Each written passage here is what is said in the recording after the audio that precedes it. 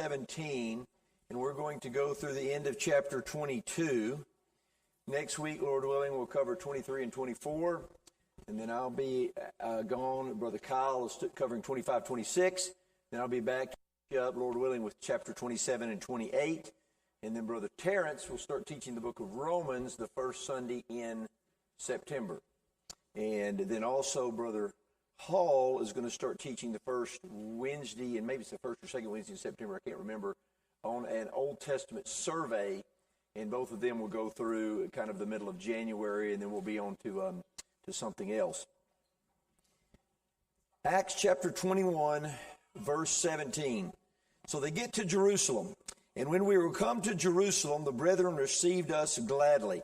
And really, you could say from this point all the way through the end of the book, you could call it Paul in Jerusalem and his imprisonments at Caesarea and then Rome. That really is what's going to happen. He's going to go to Jerusalem. He's going to be imprisoned, taken to Caesarea, spends time there in prison. Then he appeals to Rome, to Caesar. He then goes to Rome. The book ends with him in Rome. That's kind of the rest of the book. 21:17 through 28:31. Paul in Jerusalem and his imprisonments at Caesarea and Rome. And I would say the first time, because I believe he goes back to Rome after his release and is killed some years later.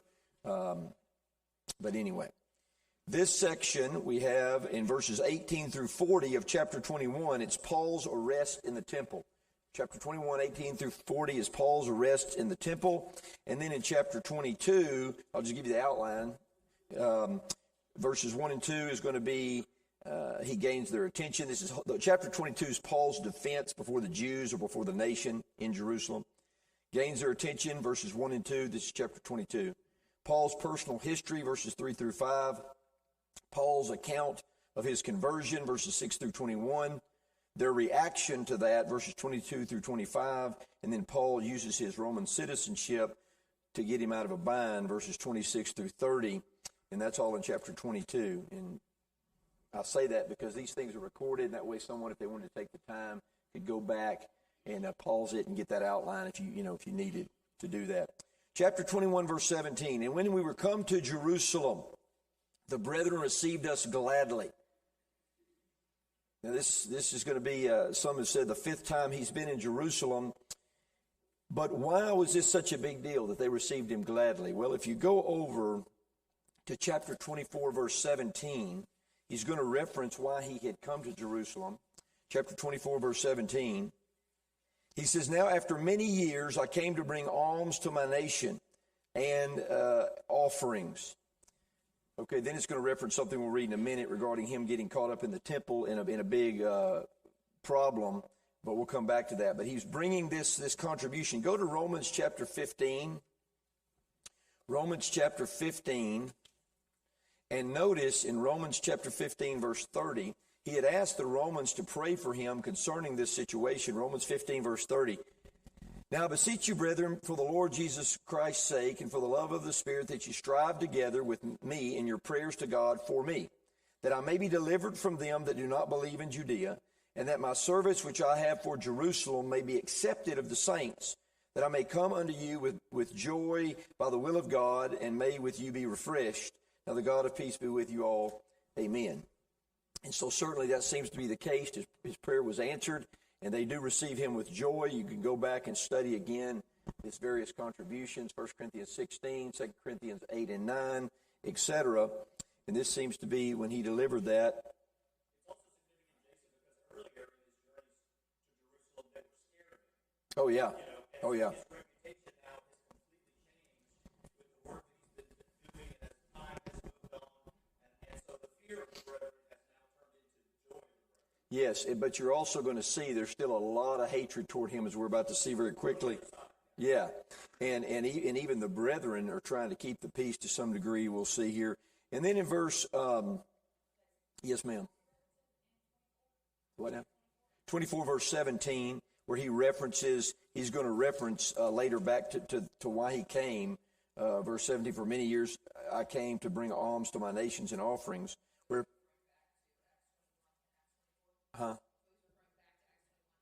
Yes. And so I believe he is. And so he's referring to that contribution. Again, if you go to 1 Corinthians 16, Remember, when he wrote to the Corinthians, that contribution that they collected was for the saints and the poor and so forth in Jerusalem. And then he says here in verse 19 or verse 18, and the day following, Paul went in with us unto James, three groups, James and the elders, and of course we're going to see the brethren. Who's this James? There's debate on that. I believe it's James, the half-brother of the Lord. Others would say it's James the less, but you can study that on your own. I believe it's the same James referenced in chapter 12, verse 17, not the one who was killed in chapter 12, verse 1 and following, but 12:17 and 15:13, which, again, I think is Jesus' half-brother. There is debate on that. Verse 19, and when he had saluted them, he declared particularly, I like the ASV in verse 19, he rehearsed what things God had wrought or produced among the Gentiles by his ministry. In the original language here, it seems like it took a while. So he's then reporting all the good that had been done. Remember, we're in the third missionary journey. He's going to end this third missionary journey. He ends it, and he tells Jerusalem about what had happened. He'd been on all these three missionary journeys. And, of course, he's talking about all the great things that had been done, the preaching to the Gentiles. If you remember back in Acts 15, this will come to play in a minute. In Acts 15, what had happened? You had a Jerusalem conference, and remember they said that they didn't want to bind on the Gentiles anything that was more burdensome. They just told them four different things. Don't eat meat sacrificed to idols, don't drink blood, and so forth. Well, keep that in mind as we go forward. First, verse 20. Now this, I will say, this next section, verse 20 and following, is difficult. It's difficult. It's probably the most difficult part of the whole book. I know what I believe on it. I'll bring that out. There is good debate among good brethren on it. But verse number 20. And when they heard it, they glorified the Lord. That's important, but glorified the Lord because of what? Among the Gentiles, right. And literally, they kept on praising or glorifying the Lord, and said unto him, thou seest, brother, how many thousands of Jews, myriads, if you will, untold numbers, could be tens of thousands. So there's a lot of people who've been converted out of Judaism. We're in Jerusalem now, remember. And thou seest, brother, how many thousands of Jews there are which believe, that's going to mean they've been converted to Christianity, and they are all zealous of the law. Well, what do we got going on here? Verse 21. And they are informed of thee. Now that's important because let me tell you something. Some of the things they believe about Paul is not true. They believe a lie. They believe based on rumor and so forth about Paul's reputation. And it says, and they are informed, or we could say it's being rumored, that that Paul teaches all the Jews which are among the Gentiles to forsake Moses, saying that thou ought not to circumcise their children. That's what they say, Paul. That's what they think Paul teaches. Number two, neither to walk after the customs. Don't think law of Moses in the sense of being bound on Jew and Gentile, but think about the ceremonial aspects, even if you will. And particularly that you can't circumcise. Now, how do we know that this is not something that he taught particularly? Go back to Acts 16. What did Paul himself do in Acts 16, verse 3? Who did he circumcise? Himself. Yeah. Acts 16:3. Him would Paul have to go forth with him, and took and circumcised him because of the Jews, which were in those quarters, for they knew all that his father was a Greek. So this is a lie, because Paul himself circumcised someone in order to do what? Accommodate the Jews. But but there's all this brouhaha about what he taught. Now let me tell you something before I go any further. There's a big lesson here. When brethren believe something based on a lie, it doesn't make it true. Amen? We could go into some modern examples of that, where I know myself and Terrence and others have been falsely accused of various things. This is the exact kind of scenario you have here with Paul. So it shouldn't surprise me that sometimes people believe things that aren't true based on rumor, based on people not understanding circumstance. That's exactly what happened to Paul. Now, you have here two views. Some would say Paul sins because he's about to go into the temple. I do not believe that for a minute. And I think you need to be very careful before you accuse an apostle of sinning when the text does not in any way indicate that he did. I'm not going to have a falling out with you, because we know apostle, certainly everybody sins, and we know that Peter did in Galatians chapter 2, and Paul had to rebuke him. But I think there's too much circumstantial evidence here to say that what he was doing, in my opinion, is the same thing he talks about in 1 Corinthians. Look over to 1 Corinthians chapter 9. Now, before you go to chapter 9, look at chapter 7, by the way. Chapter 7, 1 Corinthians 7. And look at verse 19. Someone read 1 Corinthians 7, 19.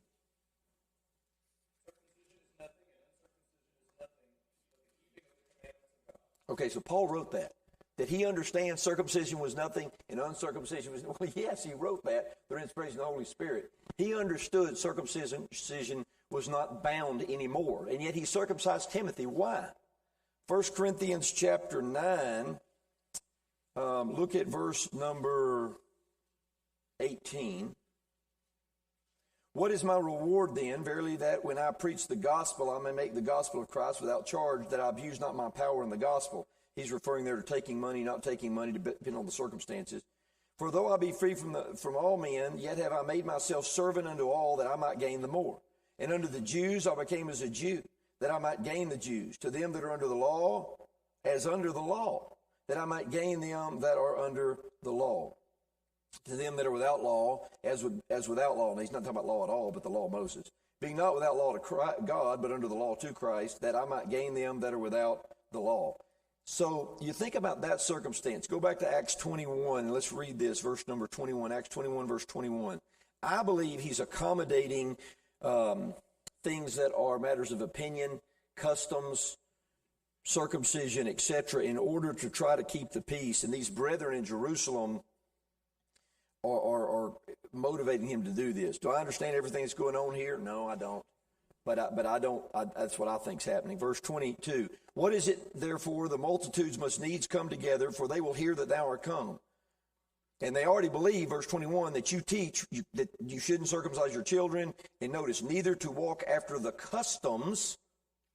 By the way, that's the same kind of thing they accused Stephen of before they killed him in Acts 6, verse 14, that he would teach things contrary to the customs of the law of Moses. Verse 22. What is it, therefore? The multitude must needs come together, for they will hear that thou art come. Do therefore this that we say to thee. We have 4 men which have a vow on them. You can go back and study Numbers 6 and following. By the way, vows, go back to Acts 18, verse 18. Either Paul or Aquila, Acts 18:18, is involved in this vow here. I skipped it kind of when I was doing it because I knew I'd get to it here. But Acts 18:18, Paul after this tarried there yet a good while, and then took his leave of the brethren, and sailed thence into Syria, and with him Priscilla and Aquila, having shorn his head in Cenchrea, for he had a vow. I think the same kind of thing's going on there personally. But you go back to Acts 21, again verse 22. What is it, therefore? The multitude must needs come together, for they will hear that thou art come, because Paul's in Jerusalem. And they believe he teaches you can't even circumcise your children, you can't keep any of the customs that are not binding the law of Moses. And they're going to be stirred up. Verse 23. Do therefore take these 4 men that have this vow of some sort, probably going back to number 6 type of idea. Verse 24. Them take and purify thyself with them, and be at charges. In other words, pay the expenses to do this with them, that they may shave their heads, and all may know that those things whereof they were informed concerning thee are nothing, but that thou thyself also walkest orderly and keepest the law. And I don't believe that he's saying keep the law in the sense of being bound up under it, okay? As touching the Gentiles which believe, we have written and concluded that they observe no such things, because they even reference the fact that Gentiles aren't under this, save only that they keep themselves from things offered to idols, and from blood, and from things strangled, and from fornication. That goes back to Acts 15. Then Paul took the men, and the next day, purifying himself with them, entered into the temple, to signify the accomplishment of the days of purification, until that an offering should be made for every one of them. Now he refers back to this. Go back to Acts 24 again. He's going to refer back to this because when he's giving his defense before Felix, and in Acts 24, go back and read with me again, verse number 16. Acts 24:16. And herein do I exercise myself to have always a conscience void of offense toward God and toward men. Now, after many years, I came to bring alms to my nation and offerings, whereupon certain Jews from Asia found me purified in the temple, neither with multitude nor with tumult, who ought to have been here before thee and object if they had aught against me. In other words, they hadn't come at this time to give these accusations. But the point is referring back to what's happening in Acts 21. Let's keep going. Acts 21, verse number 25. As touching the Gentile, I've already read it, verse 26. Then Paul took the men, and the next day purifying himself with them, entered into the temple to signify the accomplishment of the days of purification, until that an offering should be offered for every one of them. Okay. I believe you have a transition period. I believe he's dealing with things that are not sinful in and of themselves, and I think he's doing this personally regarding these ceremonial matters to try to keep the peace and offset the prejudice which was against between the Jews and Gentiles. Someone says, well, I think he sinned. Okay, that's fine. If he did, he had to repent. But if he did, so did James, so did the elders, so did the whole congregation. He then refers back to it in Acts 24. I can't see him referring back to this if it was a matter of sin in such a way as to make his defense. That makes no sense to me.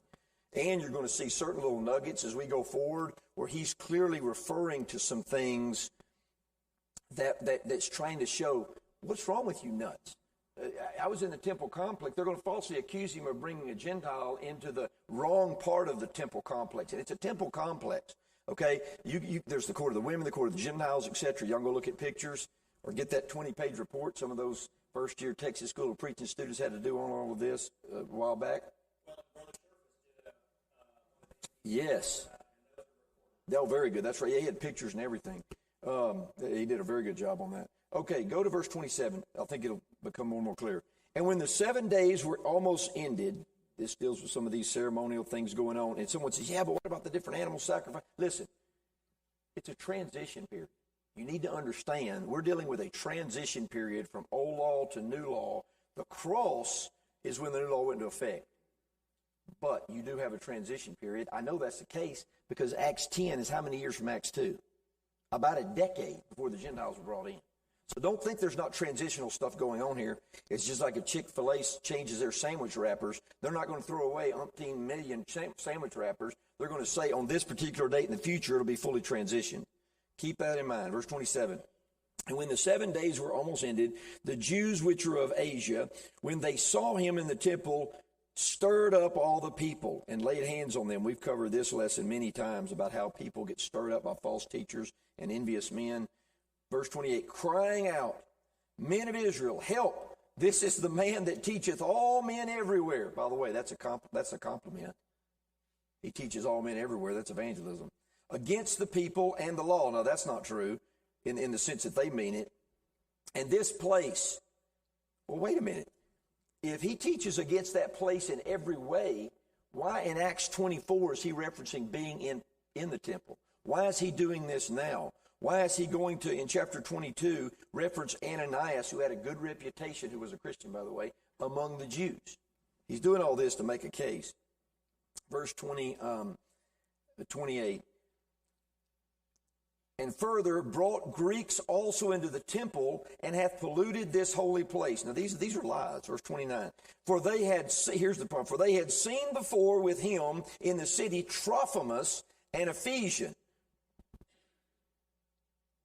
What's this next phrase say in verse 29?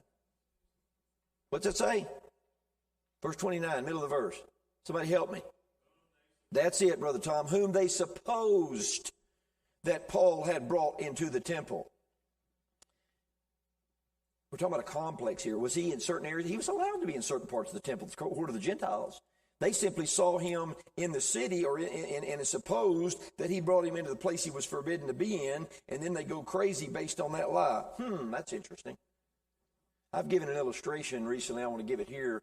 There was some years ago, I was preaching in Dallas-Fort Worth into a congregation, 300-400 members there on a summer series. I'd never been to that congregation before. I can't even remember my topic.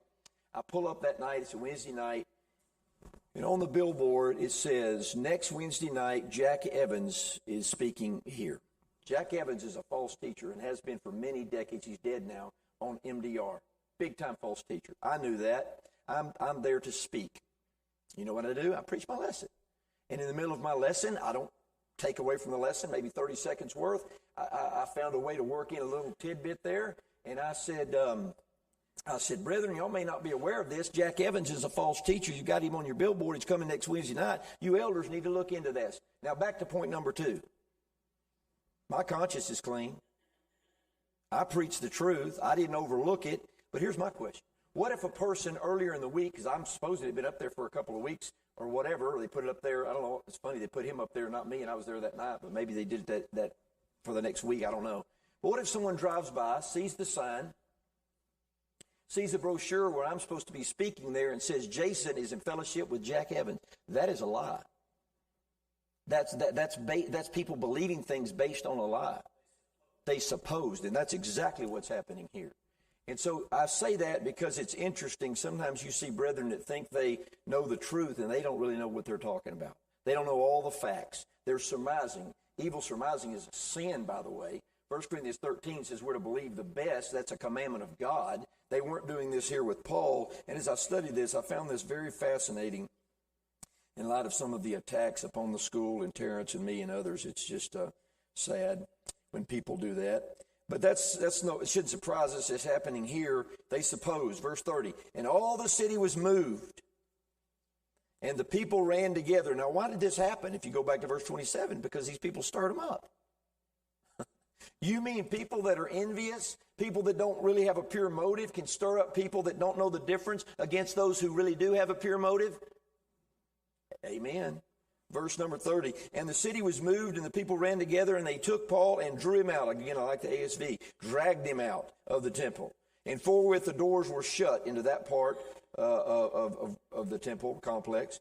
And as they went about to murder him, King James, kill him, tidings came unto the chief captain of the band, and all Jerusalem was in an uproar.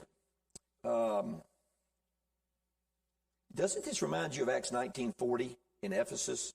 For we are in danger to be called in question for this day's uproar.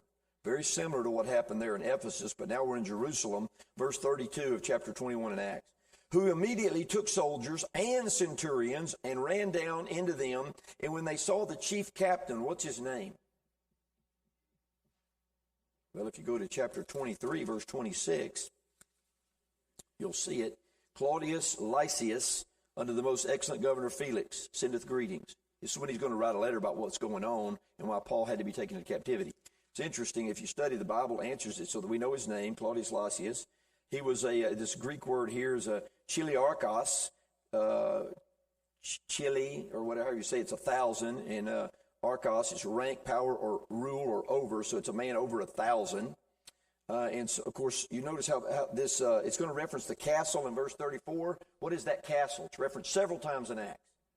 Antonia Fortress, which was this fortress that had these barracks that would hold up to 1,000 soldiers or so, overlooking this big temple complex, which was very large. And, of course, this chief captain over this 1,000, he had centurions underneath him, which historically were over 100, though sometimes maybe less, depending on the history. Where's Brother Baker? Then the chief captain came near and took him and commanded him to be bound with 2 chains, and demanded who he was and what he had done. Really, verse 33, they kept on repeating and interrogating him. What are you doing? Who are you? Tell us again, etc. And some cried one thing and some another. I'd say that's a riot. That's chaos.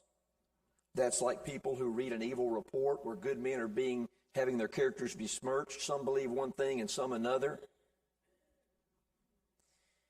Then the chief captain came near and took him and commanded him to be bound with 2 chains and demanded who he was and what he had done. And some cried one thing and some another. And among the multitude, and when he could not know the certainty, why couldn't he know the certainty? Because he needed more investigation. If you knew me and all of my history and you had seen that billboard and you had seen a flyer, what are you going to think about me in light of all of my history, that I'm in fellowship with Jack Evans on MDR? Not if you were the kind of person you ought to be, you wouldn't think that. I have no history that would show that at all. And by the way, that's not the same as a person who teaches public false doctrine, let's say like Brad Harab's group, where they have put it out on the internet. That's a whole different deal. I was actually shocked they did it, but when they did it, it was public. That's a whole different deal from besmirching someone's character based on false accusations, but yet false people will mix all that up as if it's the same. No, we got to do better than that through our Bible study. Helps us understand Verse number 34, and some cried one thing and some another in the multitude, and when he could not know the certainty of the tumult, he investigates. He commanded him to be carried into the castle. This is the soldiers' barracks as part of the Antonia fortress. It's going to be referenced again several times later on. And when he came up on the stairs, so it was that he was borne of the soldiers, or lifted up, carried about. Notice, for the violence of the people. Chapter 27, verse 41. What does it say there? Chapter 27, verse 41. It's talking about a shipwreck. Somebody read that for me. Brother Mowdy, please.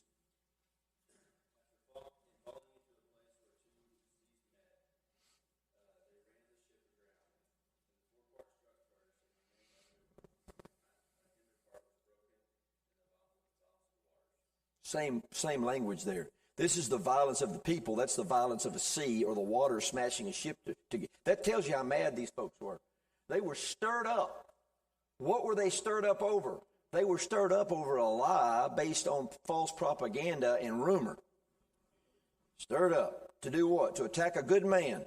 A man that now is preaching the truth and has to be lifted up and carried up on the stairs to keep from getting murdered by these people.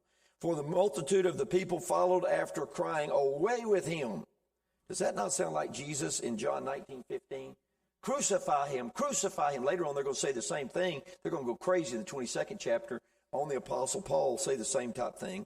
Verse 37, and as Paul was to be led into the castle, he said unto the chief captain, may I speak unto thee? Who said, and he said, can you speak Greek? And you're going to see this chief captain thought that he was an Egyptian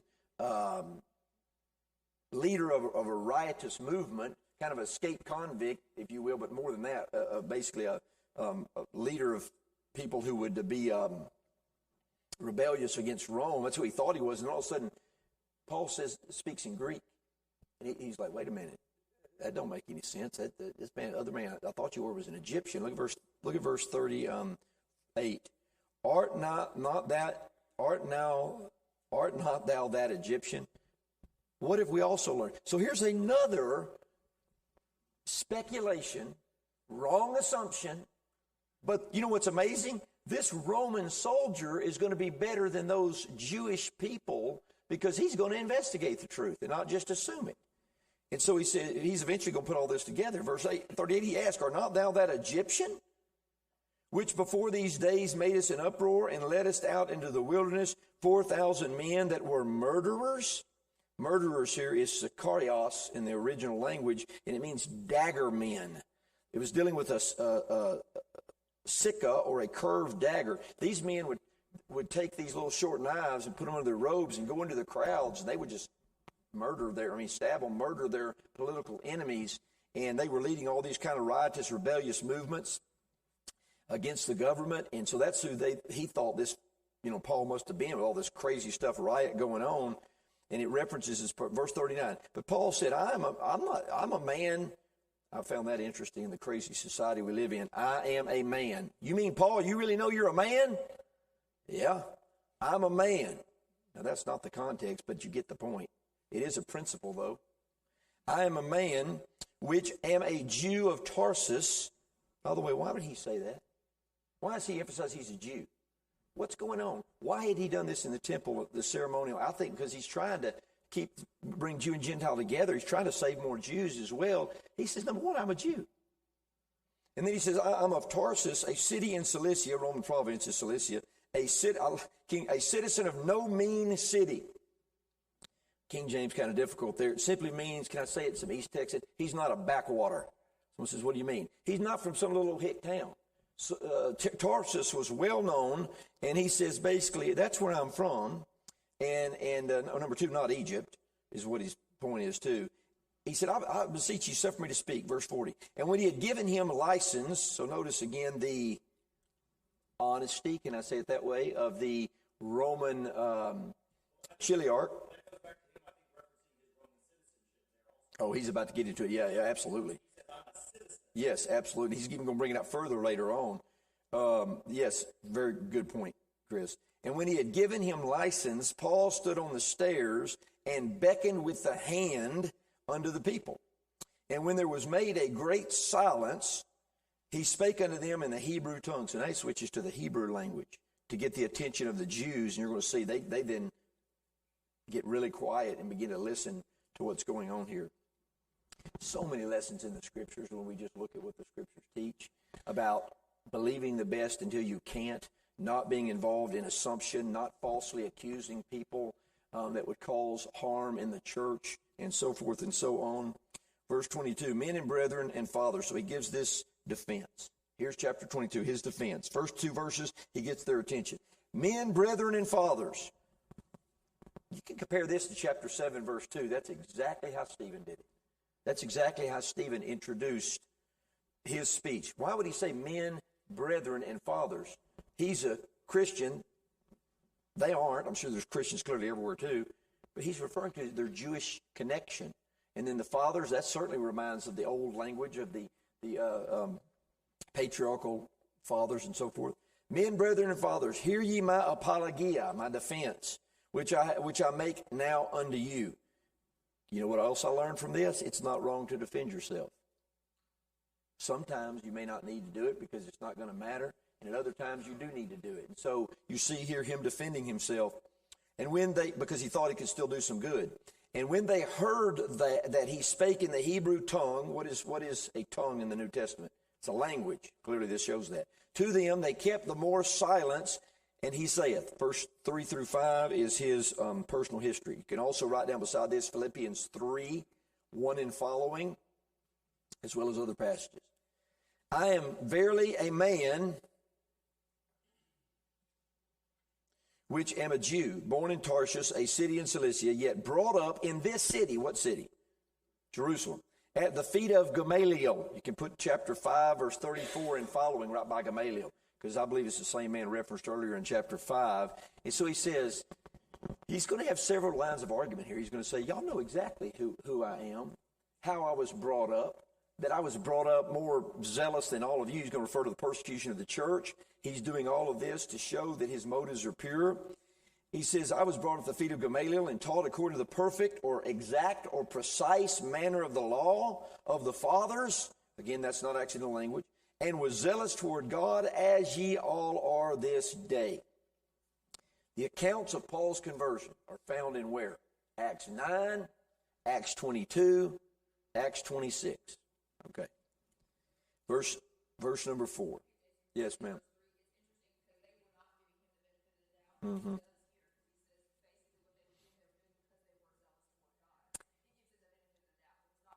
Excellent point. Yes, excellent point. You know why? Because he was a man of God and realizes you should give people the benefit of the doubt. You should understand past reputations and actions. And yes, sir.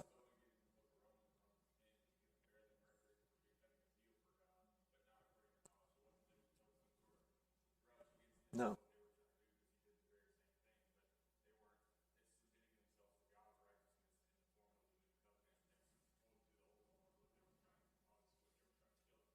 Yeah, in fact, he's going to say he wished himself could basically be a curse for his brethren in the flesh. He loved them very much. And that's interesting, you know, because we've got to love people even when they don't love themselves, because it's our job to try to do what we can to bring people to the Lord. Verse 4, and I persecuted this way, used all in the book of Acts. It's Christianity, the gospel system, the Lord's church, New Testament Christianity. There's no denominationalism in the New Testament. That's all inventions of men. And I persecuted this way unto the death. Persecuted literally is to pursue in order to harm. That's what it used to be. People that aren't what they ought to be, they want to pursue in order to harm. Binding and delivering into prison both men and women. That's pretty rough when you don't care about the fairer sex, if you will. He didn't care. He wanted to kill them all. He hated them. Verse number 5, but then he was converted. As also the high priest doth bear me witness. Think about all the things he's throwing out here. He says the high priest, you know, one would pass away or go out and another would come in. They would have, two. They weren't supposed to have but one, but they knew who he was. Okay, the whole city, they knew about this man. He's referring to the witness, their background, their knowledge, all these things. And all the estate of the elders, for whom I also received letters unto the brethren and went to Damascus. Verse 6, you're going to find from this account that it was about noon when this happened. It happened suddenly. He heard a voice Jesus is speaking, present tense, verse 8. I am Jesus of Nazareth, whom you persecute and keep on persecuting. There's the idea. Verse 9, and they that were with me saw indeed the light and were afraid, but they heard not the voice. Now, how are you going to reconcile this in light of what's said in another of these texts where it says they didn't hear the voice? Yeah, they heard the sound, but they didn't hear the articulation, whether it be because of the language he spoke, Hebrew, or because they just heard the mutter. I don't know, but you can hear and not hear. That's another thing to keep in mind when you study the Bible. Words can be used in different ways, and you study the various contexts to understand that. So many people get confused because they don't understand words can be used in different ways, but they should understand that. Just like we're using the law here. Paul did not uphold the law of Moses to be bound upon people in the sense of that were under it. But he understood certain ceremonial aspects. If you eat a certain piece of meat or not eat a certain piece of meat, he knew it didn't matter. He even applies that to the heathen people. Some of the heathen people, they go, I can't eat this. Okay, then don't eat it. Don't mess your conscience up. You know, there may be someone here today that says, man, I don't know if I could drink a cup of coffee. Well, then don't drink it. Okay? But there's nothing wrong with it when you study it all out, but it may be wrong for your own conscience because you, for some reason, think you can't. That's not the same as sinful things. Yes, sir.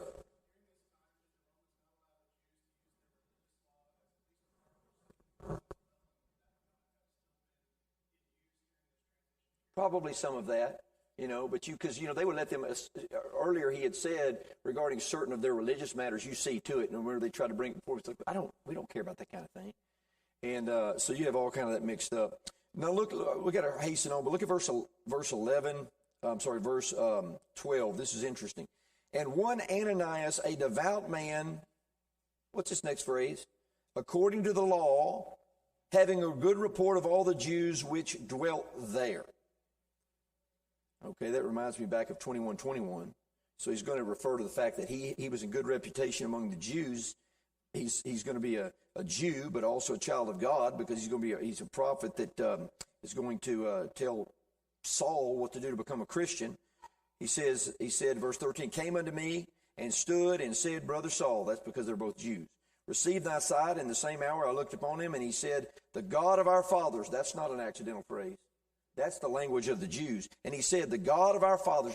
All of this is to show that Paul's attitude was the exact opposite of what they falsely accused him of, which was in every way being against the components of the law of Moses, some of which were being transitioned out, some of which were matters of indifference. And he said, the God of our fathers hath chosen thee, that thou shouldest know his will, and see that just one. That's Jesus.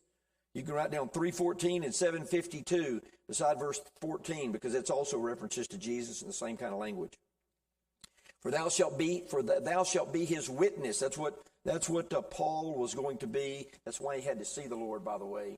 He had to see the Lord because he was going to be a witness. And we're not going to go into this very deeply, but let me just say this in passing. The book of Galatians, Paul on one occasion said, you would have taken your eyes and given them to me. He also in another place refers to something that was a thorn in his flesh that he besought the Lord for thrice. Many speculate that was his eyesight. And if that is the case, it's very well because of what happened here. When he saw the light, he saw it in a way that blinded him. You know what that light was? That was the glory of the Lord. And I believe it affected him from the rest of his days, as opposed to these other people. There's a lot going on with that. Verse 16. So he's going to be a witness like all the other apostles. By the way, look up the word witness or witnesses in the book of Acts. It's everywhere, because that was their job as witnesses of what Jesus had done, died, been buried, resurrected. Verse 16. And now why tarriest thou? Arise. He's in position praying. We'll go back to chapter 9, verse 11. And be immersed. That's what baptism means. And wash away thy sins, calling on the name of the Lord. I don't know how anyone can read verse 16, especially if you write down 9 verse 6, because the same account in 9 verse 6, he's told to go into the city and it'll be told him what he must do. And now we have an explanation even deeper than in Acts 9 of what that must involved. It involved immersion in order to obtain the remission of sins, Acts 22:16. And then he says when one does that, that's referred to as calling on the name of the Lord, which, by the way, Romans chapter 10 and other places, Acts 2, by the way, references calling on the name of the Lord, goes back to Joel, which clearly means obey the gospel. which culminates in what? Baptism in water for the remission of sins. There is no way a person can read Acts 2:38, Acts 22:16, and say, well, immersion baptism doesn't matter. Yes, sir.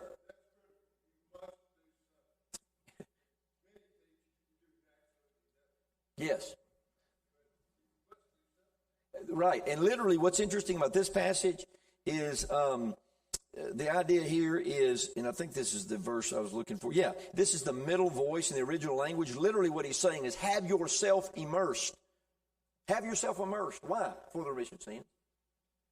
What a beautiful text regarding the essentiality of baptism as part of the plan of salvation. You understand that denominational groups are not Christians?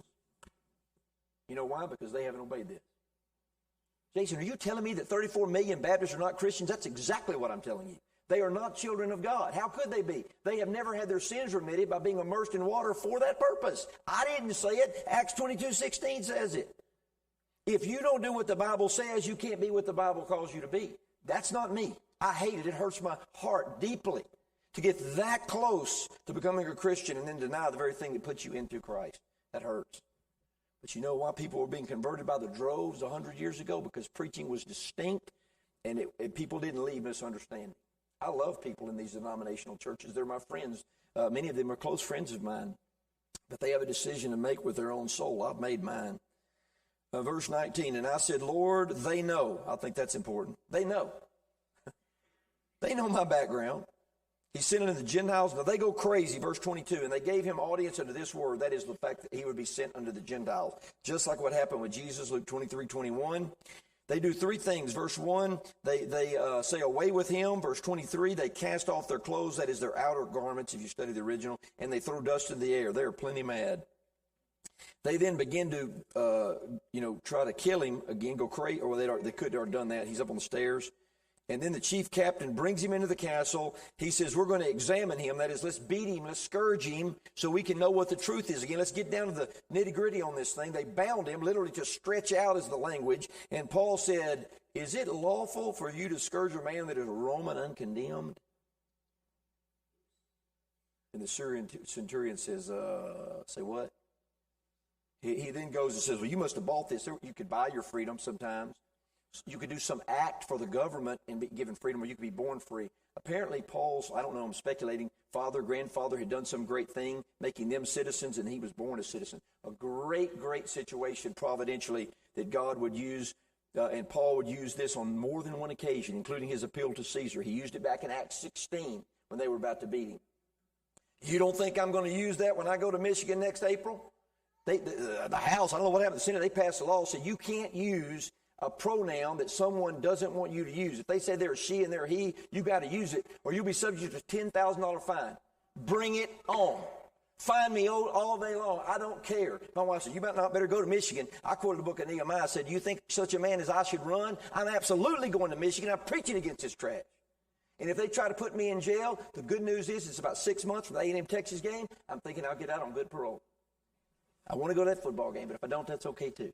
Brethren, we cannot compromise the truth, and I'm glad we live in a country with freedoms.